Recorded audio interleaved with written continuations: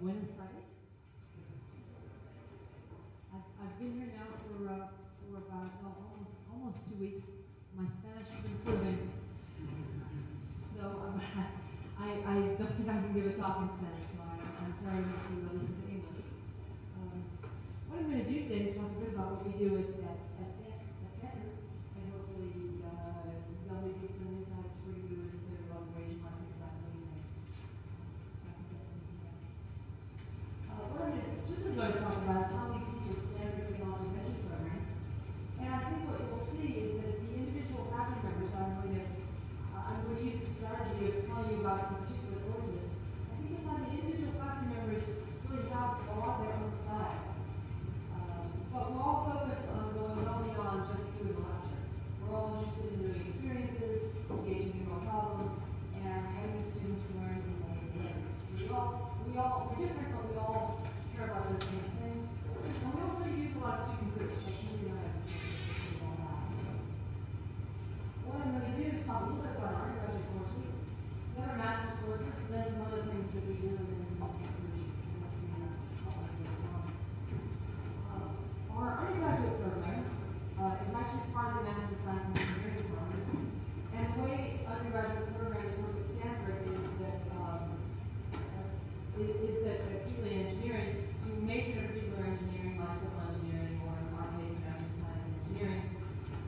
But you take a variety of courses in other parts of engineering, like electronics or biotechnology. You then take a core set of classes in our department that are about things like probability, statistics, optimization, and so forth, as well as the class that I'm going to show you here, which I teach, organizational behavior. And then you take a concentration. So that's how we're set up.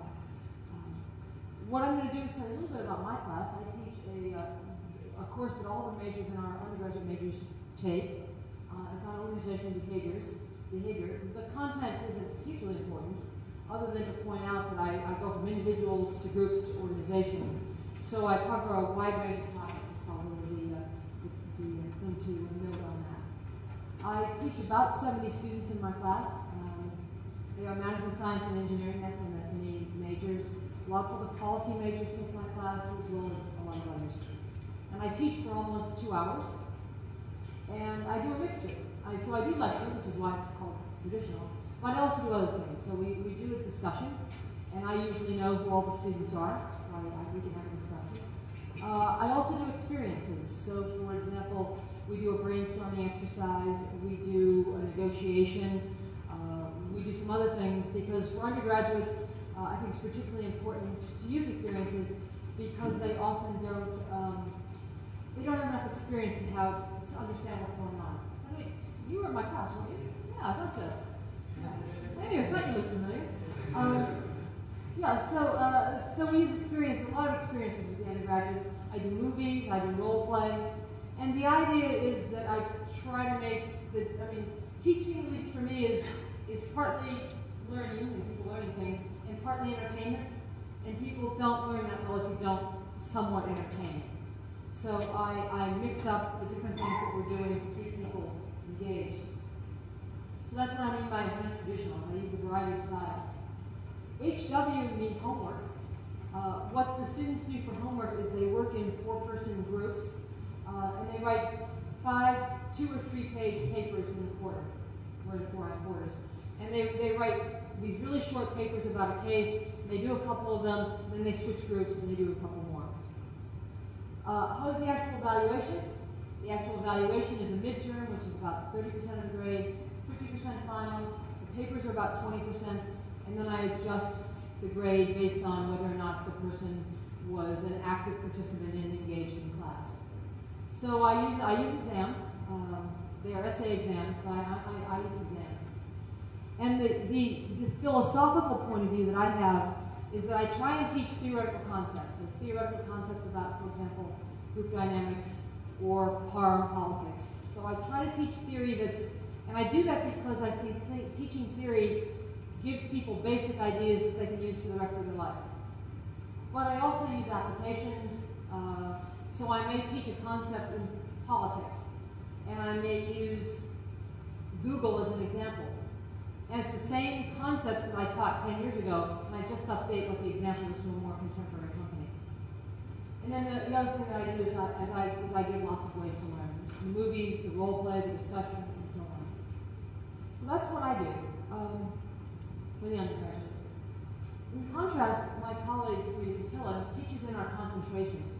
We have our breadth, our depth, and we have concentrations. And our group teaches in the organization's technology. Am I going too fast? Organizations, technology, and entrepreneurship concentration. Rita teaches traditionally in the sense that she does lectures, but she emphasizes experience. In her opinion, people learn about innovation by doing a lot of experiential activities. She teaches a smaller class size. She teaches 45, mostly management science and engineering students or other engineers. She has lectures. She also has discussion. She uses some cases and she uses some experiences. She has a different approach to homework than I do. She has the students writing up about 8 individual pieces of homework. Some of those pieces of homework have to do with, most of those pieces of homework have to do with some sort of personal experience. So for example, the students will be asked to come to class using a different route or a different mode of transportation. So if you usually walk, take your bike, or something like that. And then comment on the experience of doing something different. Or she'll do some other kind of thing like that, where the students experience something and then they write about it. She also has a group company project where the students work in groups of, I believe, it's either 3 or 4 students. And they go out into industry and look at a particular company in the innovation process. So they might look at Zynga and the innovation process of Zynga, or at some part of Facebook, or some part of Hewlett Packard, or one of the other companies that are around. But they'll go out into a company and try and understand how individual people are being motivated and inspired in the organization, what kinds of group activities they might be doing, let's say brainstorming, and then overall issues around organization, for example, how big are software teams, what are they evaluated on, that sort of thing, so organizational things as well. She has a company project. One of the things that she does that many of us do is she emphasizes the ability to write short, concise business papers, and she emphasizes the ability to speak. So all the students have to present their company project to the rest of the class. So everyone is expected to know how to speak in front of a group. And then finally, she also asks the students to keep an individual idea log, which means throughout the entire quarter, they write down different ideas that occur to them that are innovative and new and something they're interested in. And then the evaluation is participation in class and those various homework items. Is how she's evaluated. So no exam for her, rather she does these other evaluations. And her point of view, her philosophy, she's theoretical like I am, which I don't have to do. She's reasonably theoretical, but she's also very focused on a variety of individual group experiences, those experiences both inside and outside the classroom. So that's Rita. On the contrast, this is our undergraduate entrepreneurship course, and this is taught by Chuck Easley. In fact, we were just looking at his course online right before this session. Chuck is actually doing an experimental internet course. The computer science department at Stanford has a new platform for internet courses, which I think will be quite revolutionary especially for lecture courses. Because the idea is that you take the lectures and the students watch the lectures whenever they choose to. So there is no live presentation of the lecture. You watch it on your own time, and if you don't understand some part of the lecture, you rewind and watch it again. And then then you can put in questions. So the students ask, the computer asks the students questions, and they answer to see whether or not they actually understood the reading and as well as the lecture. So the students are supposed to do a lot of preparation on their own for class. Then class has a discussion. Let me just tell you the size. That's 65 students, other engineering as well as management science and engineering. And then apparently Chuck claims to have 30,000 people. It's a big number, 30,000 around the world taking this course. And And this is the first time we've done it, so I don't know what happens with this. That sounds like a lot of admin to me, but it's our experiment, so we'll see. Anyway, at Stanford, what the course looks like is the students presumably have prepared. They show up, and then they ask questions about things they didn't understand. Plus, there's often a guest speaker. So, for example, there might be a speaker about intellectual property, if it's that's so a lawyer, or there might be a venture capitalist if it's about fundraising. The course covers basically a range of entrepreneurship topics, ranging from opportunities, starting the team, funding, marketing, intellectual property, and so forth. So a series of skills. And so class has videos. It has these guest speakers that are particularly relevant to the topics. The students are also put into groups, or actually they self-choose their groups. And Chuck does something that I've heard of. He has the groups have a lot of personal identification. So he has the groups, all the groups are supposed to do something special, like they all wear t-shirts and jeans to class, like blue t-shirts and jeans to class, or some kind of, it's usually a clothes thing. They all dress alike somehow. Or they all wear Giants baseball caps, something. That's kind of their team. And so the team does case papers, and the cases are Harvard Business School cases, for example, on companies, there's some new biotech companies in there, there's some new clean energy, there's the usual suspects like Facebook and LinkedIn. And the students have to write up a case paper in their group, and I think there are about 5 of those in the quarter. They also have to do a project with their group trying to find an opportunity for a new business. So they have to go outside and do some customer development, find a new business. And then they have their own project, a personal project, about their own entrepreneurship plans for themselves. Chuck is evaluating students by their participation, by their papers, by their presentation, because they have to present their opportunity project. And his philosophy is a little bit different in this course than mine and Rita's. He is less about theory, and he's more about hands-on, practical, applied skills. So he's less theoretical than we are. He's more about applied skills, hands-on, and he's obviously using new media much more than we are. So the internet delivery platform. So that's Chuck. So just to give you a summary of what I've tried to say is that there's a lot of variety in what we're doing. And I didn't know there was so much variety until I got ready for this class, for this session, because I didn't actually know what the other people did. And so, I knew what the course was about, but I didn't actually know their style or what they did. So we use our own styles, we have our own philosophies, but we do some things in common. We all emphasize experiences, we all have readings, we all have discussion. Our philosophies are different. I'm more theoretical with applied. Chuck, for example, is more applied. Exactly where the learning is occurring is different. Most of the learning in my class is inside the classroom. Much of the learning in Rita's class is outside the classroom. And then we differ in how we evaluate. I'm relatively exams-based. Rita and Chuck are much more papers and projects-based. So we differ in how we do that. Let me tell you a little bit now. That was undergrads. Any comments or thoughts about undergrads?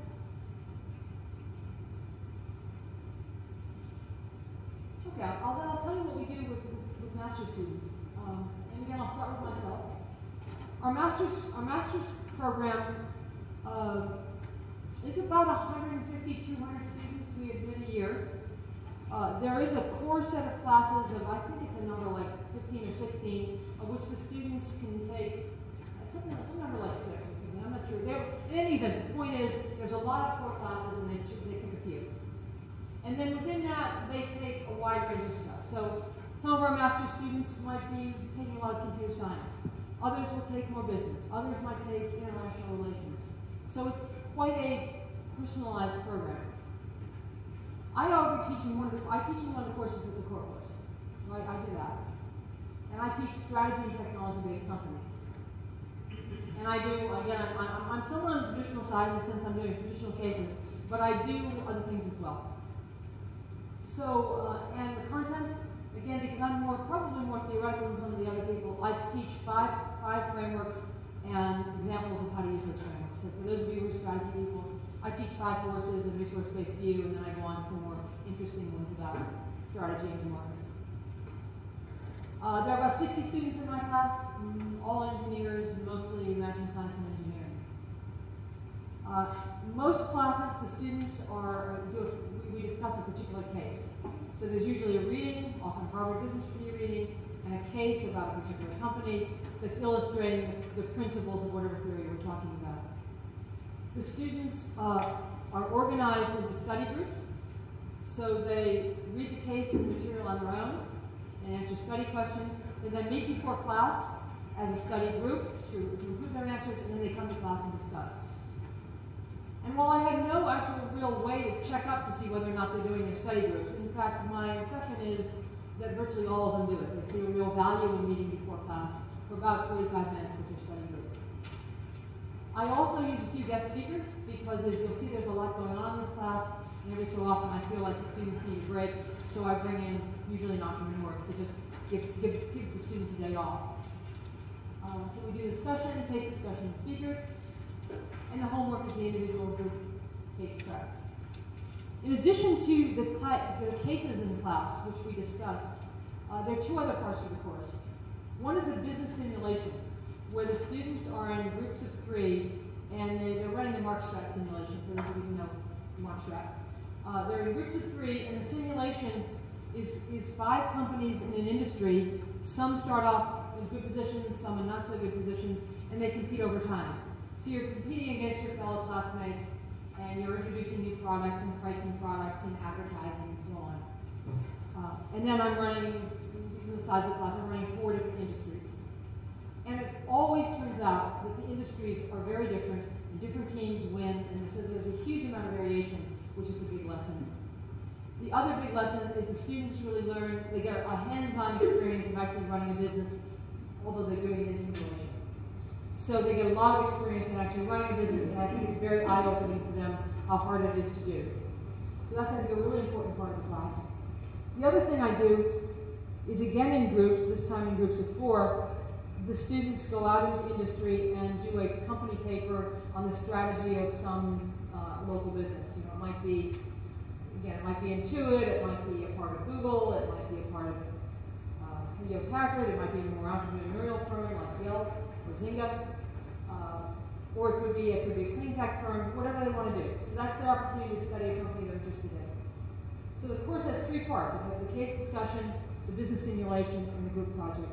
They present their group projects to the class. Some of them present their business simulations to the class as well. In the business simulation, maybe one more thing I'll tell you, is I grade the students on how well their team does in the business. So that actually has, they write a paper, and I grade the paper, but about half of the grade is how well they actually do in the business. So it's like real life. And I've tried the course without one of those parts, and it's never as good as if I have all 3. So the philosophy is, again, like it was before. I'm doing a lot of theory, a lot of application, but with a variety of experiences in class to make it more interesting and bring home the teaching. In contrast, we have some elective courses that SWP offers. We have a business plan course that's offered by 2 local venture capitalists, so they aren't regular faculty like I am, they're venture capitalists.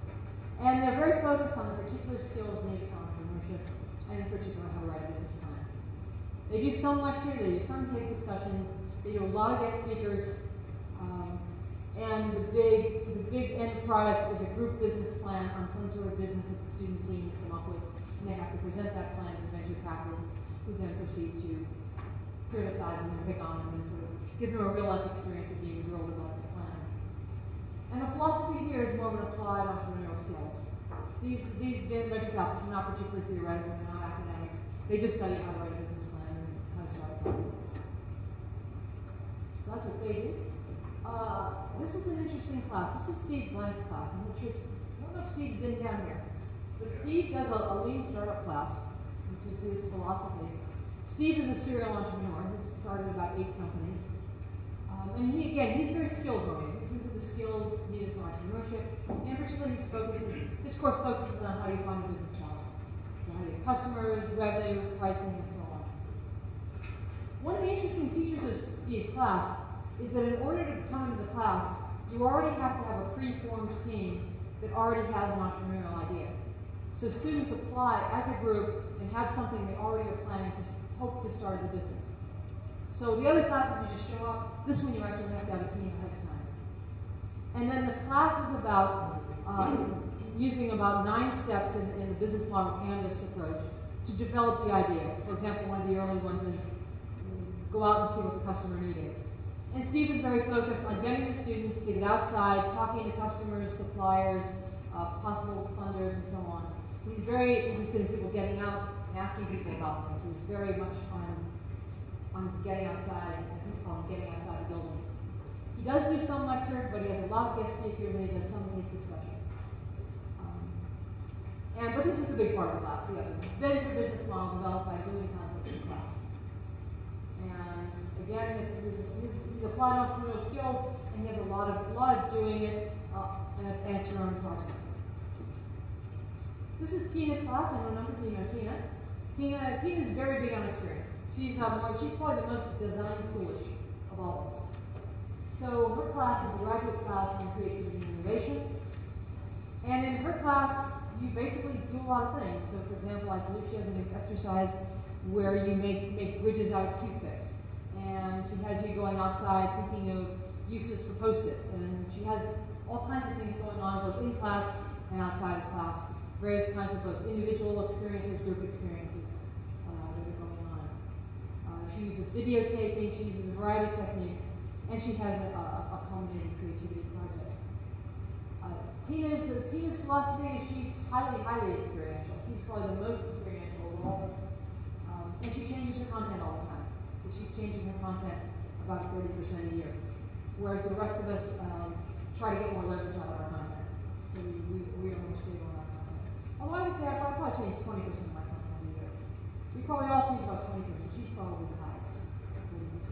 So she's just doing a lot of different kinds of classroom and outside experiences. So she's like Rita's undergraduate class, but even more experiential. So that's Tina's class. Other things we do, we teach PhD classes, which are probably not of general interest to you, but I could talk about them if you wanted. We also have the Mayfield Fellows, which is our cooperative program, where it's a highly selective program of 14 students who learn about entrepreneurship, have internships in companies in the summer, and then debrief in the fall. And then you may know some of our activities that are outside regular classes, like the Entrepreneurial Thought Leader Series, that's a once-a-week series that's podcast around the world. Our E-Week, which is the week-long kind of celebration of entrepreneurship at Stanford, and other things that we do there are outside classroom and experience. For example, the business plan competition, we help the students organize that. So in conclusion, I hope you're seeing that we all kind of do what we feel like doing. But we're all focused on doing something beyond just talking to the students. Experiences, real problems, multiple ways of learning, we're all doing that. We're all using groups a lot, you see. We think life occurs in groups in business organizations, and so we get our students doing a lot of groups, a lot of writing, short writing, and presentation skills. And despite the variety of what we're doing, I think all of our courses are highly rated. I think every one of us has very high teaching ratings, and I suppose maybe we couldn't do our own thing so much if we had bad ratings, but we don't. So we're seeing a variety of ways that all work and have been effective, at least for our students at Stanford. So that's what I was going to end with. I have a question. All these different styles, I believe are of different courses. So you teach a class, and then you mentioned Rita teaching a different class with a different style. So how do you do it when, for instance, for the same course you have different sections? Yep. And different people teaching it with different styles. How do you manage in order for all the students, like having the same course but being taught by different persons? Right. But the styles learn the same. Okay, well, first of all, we don't do that much multiple sections of the same thing.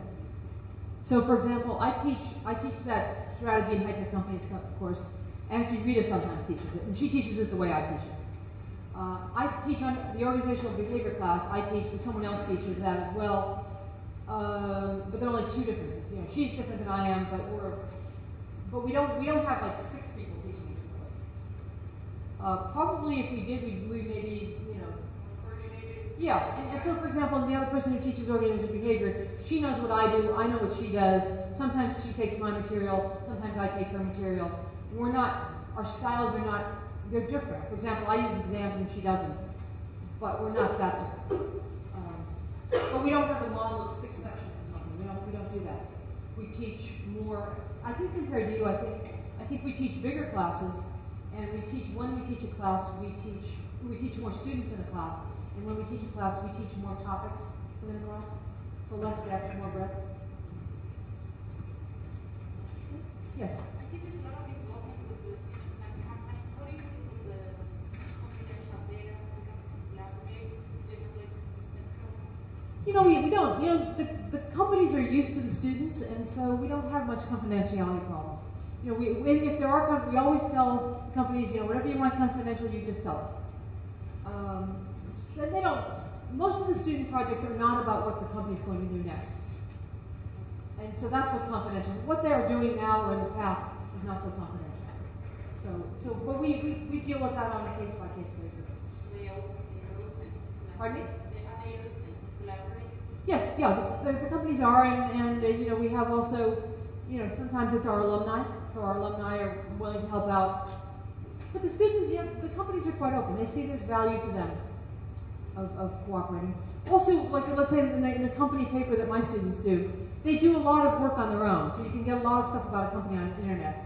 And then they try to have maybe 3 interviews or 3 or 4 interviews in the company. So it's not taking that much company time. So we try to arrange it so there isn't too burdensome to the companies. Yes? Yes?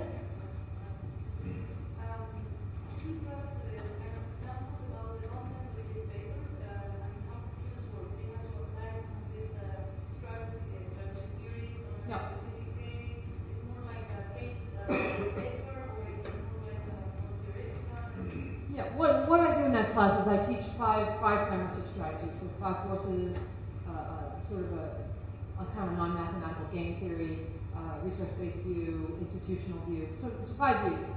And then the students go out and they choose a company. Let's say they're looking at Tesla, which is the new automotive company, new electric cars. They will go out and they'll analyze Tesla's strategy, and they'll look at Tesla's strategy from the 5 perspectives. And then usually whatever company is, the 5 perspectives are not all equally useful, so they'll maybe use 3 in the paper. And then they'll develop their ideas, and then they'll use the frameworks to develop their future recommendations. So that's how they do it. And it's about 18 pages of text, and then it's however many exhibits they want. They have to do it in groups. They have to do it in groups, and usually what they do is they divide out the content, and then the better groups bring it back together well. Yeah. Building on a previous question, because I've been in this kind of classes, and it seems easier for you to get different companies involved in the class. Like sometimes they're jury for something, or VCs that cannot share, or just Speakers. for interviews. Yep. Here it's not that easy to have to make people come or collaborate. Yeah. What do you think the letters there? Well, I think a number of our executives think it's fun. They think it's fun to come to class and tell about their company. So guest speakers is pretty easy. People think it's interesting. Many of the executives think it's fun. I don't know, it makes them feel young. I don't know.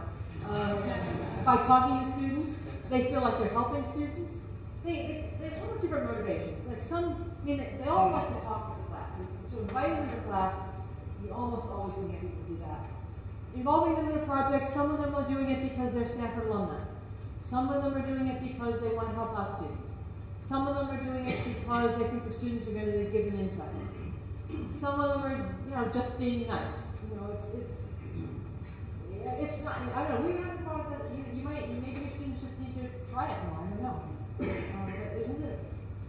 It isn't that hard usually. Or sometimes, like the students a student has worked somewhere and they can get into the company that way.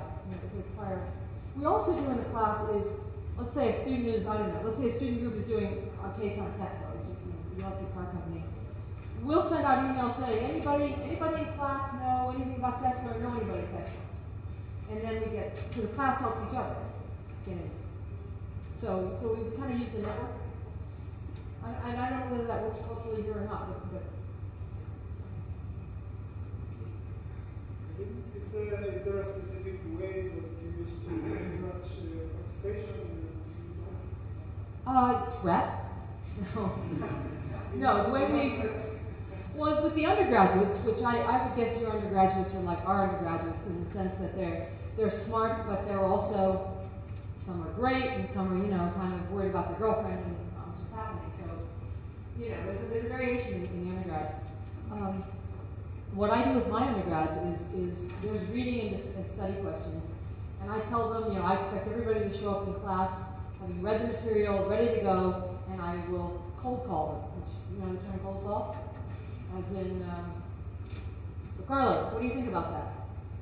And Carlos has his hand raised, and I say, Carlos, you must know something about that. And then he's sort of on the spot. And then I tell the students, but if you had a bad day, you're not prepared, you just let me know. So they can let me know if, they're really not prepared, but otherwise I expect they are. And then I use a technique of, I've learned over the years that that more senior women with good handwriting are almost always prepared. So I know who the senior women are with good handwriting, and I call on them at the beginning of the quarter, and they almost always give great answers, and then everybody else realizes that's what you're supposed to do, and then they do it. So I would never call on a young guy with bad handwriting, because he's a bad bet for the model person. So I try to model what the correct thing is to do. And the undergrads usually respond to that. And then the master's students, part of the class grade is on their participation. There's two more. It's a really good question. It's fully related to that. Do you have a plan B when you don't really prefer your class? Because I think this system is fantastic. Like to get people, students to get engaged, and I tried it, and then after a couple of questions, I get read it, and then plan B, I don't know, I start talking during the class. But Okay, yeah. What I do with the undergrads is the discussion questions that rely on them to have read it are a small part of the class. So in an hour and 15 minutes, it's probably 15 minutes of the class that I'm relying on them to have read it and answer the questions. So it's relatively small. And then the other parts of the class, I'll maybe lecture something, and then all you have to do is be paying attention, and then you can engage in the discussion. So I'm not naive enough to think they're all going to be on it. By contrast, the master students, you can count on the master students. Undergrads. So that's what I do with the undergrads. And usually then I also have some backup questions. If we've had a really big social thing over the weekend that I know I'm pretty sure they haven't read it, then I sort of say, well, I'll bet you haven't read it. And I say, who's read it? And nobody reads it. And then I change and tell them what they should have read, and then go from there. What's the importance of grading for you as a teacher and for the student when they are very competitive? How do you grade? How do I grade? I think grading is the least appealing aspect of teaching. Yeah, I don't think anyone enjoys grading. The students, some of our undergraduates, they come from backgrounds where they've never. I have one. I have a number of students they've never gotten a B before.